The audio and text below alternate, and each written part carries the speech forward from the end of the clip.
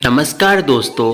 आज से 5000 वर्ष पूर्व भगवान श्री कृष्ण ने श्रीमद् भागवत गीता का ऐसा अद्भुत ज्ञान दिया जो कि रहस्यमयी है। भगवान श्री कृष्ण मधुर वाणी के प्रिय देव हैं। वे कहते हैं कि ज़रूरी नहीं कि हम मिठाई खिलाकर ही लोगों को मुंह मीठा करवाएं। हो सके तो आप मीठा बोलकर भी लोगों को खुशियाँ दे सकते हैं। भगवान श्री कृष्ण कहते हैं कि आज भी जिंदगी की हर मुश्किल से बाहर निकाल सकता है। श्री कृष्ण जैसा कोई मित्र नहीं, श्री कृष्ण जैसा ना तो कोई देव है।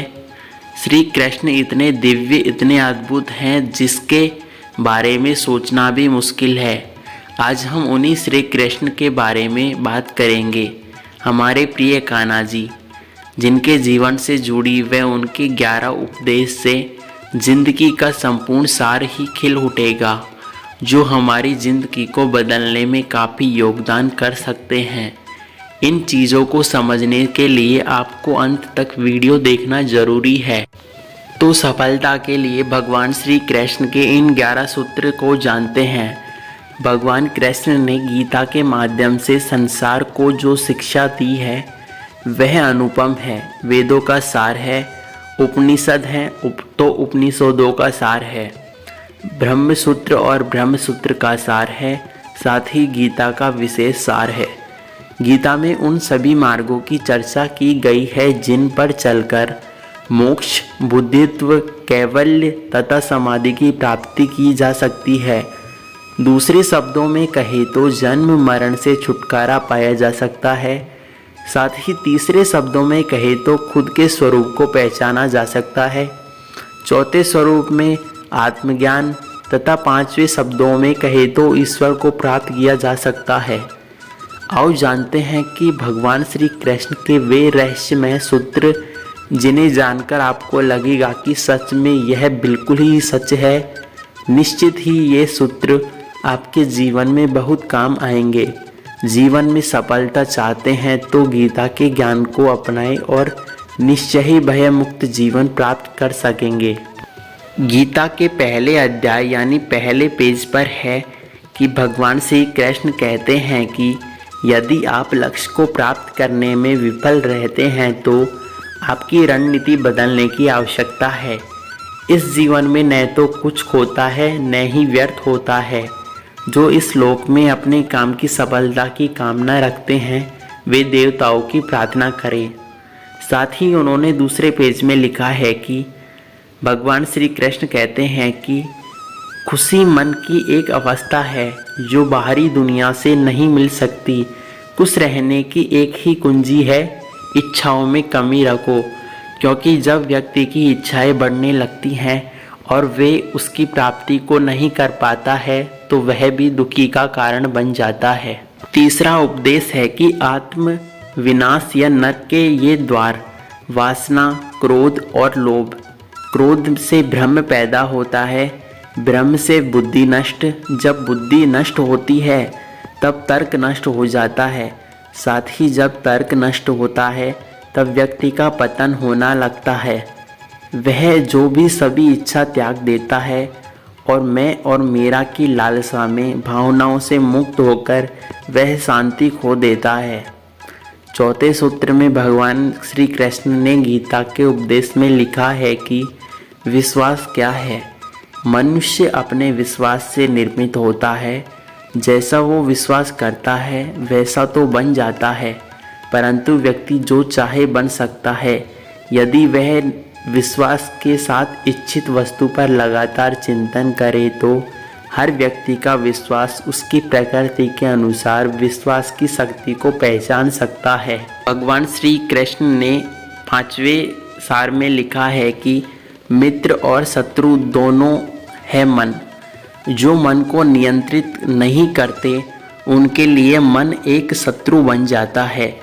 मन की गतिविधियाँ, होश, श्वास और भावनाओं के माध्यम से भगवान की शक्ति सदा तुम्हारे साथ हैं और लगातार तुम्हें बस एक साधना की ही तरह या एक साधन की तरह ही प्रयोग करके सभी कार्य कर रही है।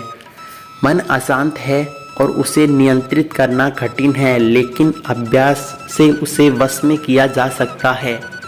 सर्वोच्च शांति पाने के लिए हमें हमारे कर्मों के सभी परिणाम और लगाव को छोड़ देना चाहिए। केवल मन ही किसी का मित्र और शत्रु हो जाता है। भगवान श्री कृष्ण ने छठे उपदेश में लिखा है कि व्यक्ति जब भय मुक्त हो या उसने कभी अपराध नहीं किया हो तो उसे निर्भीक रहना चाहिए। उससे मत डरो जो वास्तविक नहीं है, न कभी था न कभी होगा। जो वास्तविक है वो हमेशा था और उसे कभी नष्ट नहीं किया जा सकता। प्रबुद्ध व्यक्ति के लिए जिंदगी का ढेर, पत्थर और सोने सभी समान हो जाते हैं। 7वां सूत्र है कि संचय न करो। संचय संदेह करने वाले व्यक्ति के लिए प्रसन्नता इस लोक में न ही कहीं थी और न ही होगी। आत्मज्ञान की तलवार से काटकर अपने हृदय से अज्ञान के संदेह को अलग कर दो। अनुशासित रहो, उठो जागो और चलते रहो।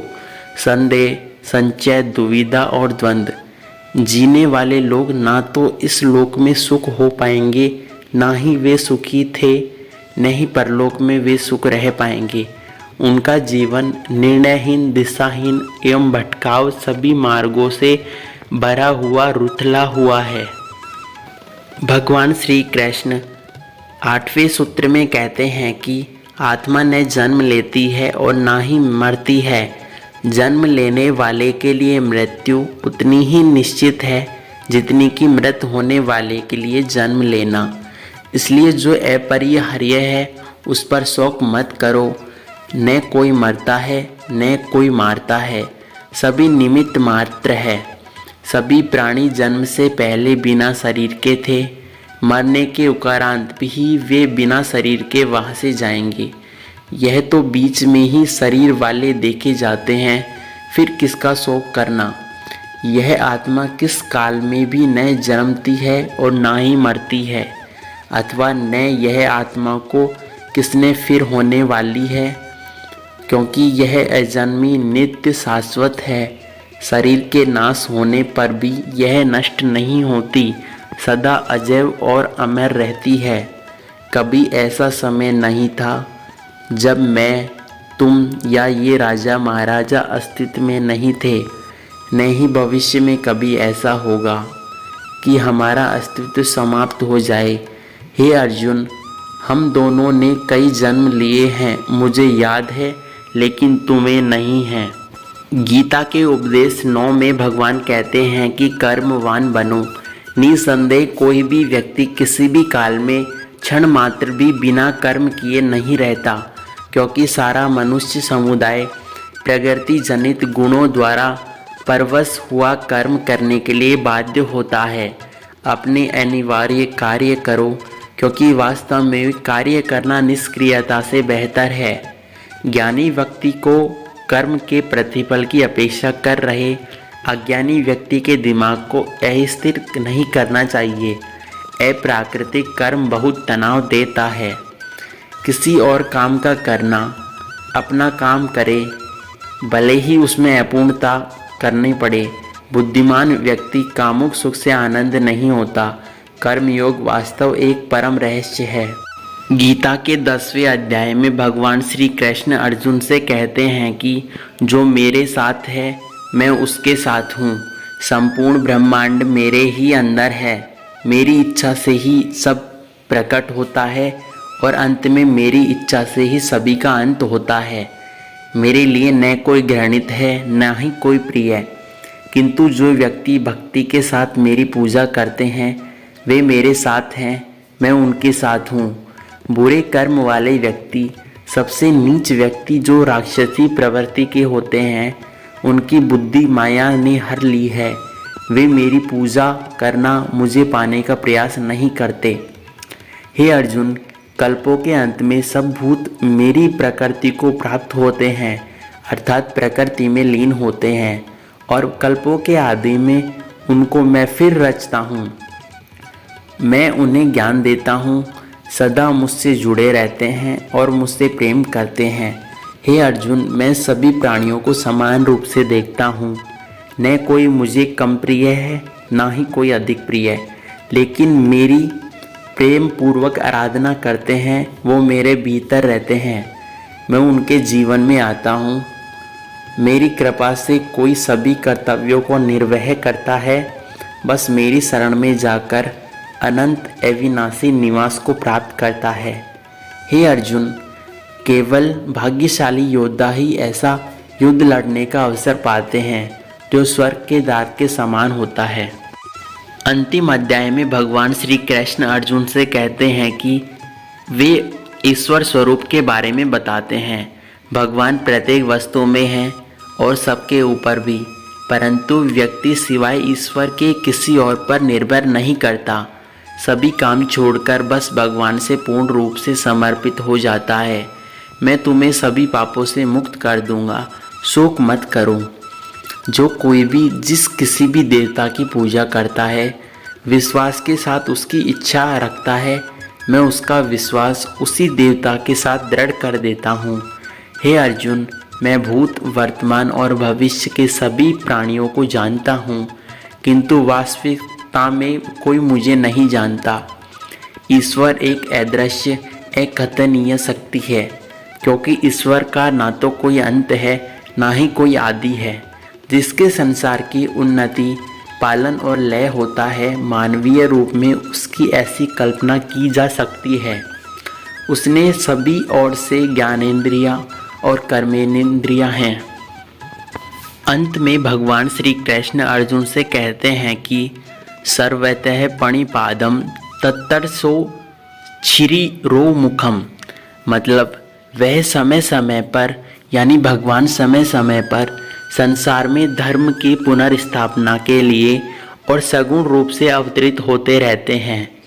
वह जो मृत्यु के समय मुझे स्मरण करता है, अपना शरीर त्यागता है, वह मेरे धाम को प्राप्त होता है। इसमें कोई संशय नहीं कि वे जो इन ज्ञान में विश्वास नहीं रखते, मुझे प्राप्त किए बिना जन्म और मृत्यु के चक्र का अनुगमन करते हैं, वे सच में क्रूर प्रवृत्ति के होते हैं। भगवान श्री कृष्ण कहते हैं कि पूरी दुनिया गीता का सार नहीं है। कर्म करते रहो, फल की इच्छा मत करो। जब तक लक्ष्य की प्राप्ति ना हो जाती, दौड़ते रहो, लक्ष्य पर डटे रहो। साथ ही इस माया रूपी दुनिया में कोई परमानेंट नहीं है। आप सदैव लोगों की परवाह किए बगैर अपनी नित्य मस्ती में रहो।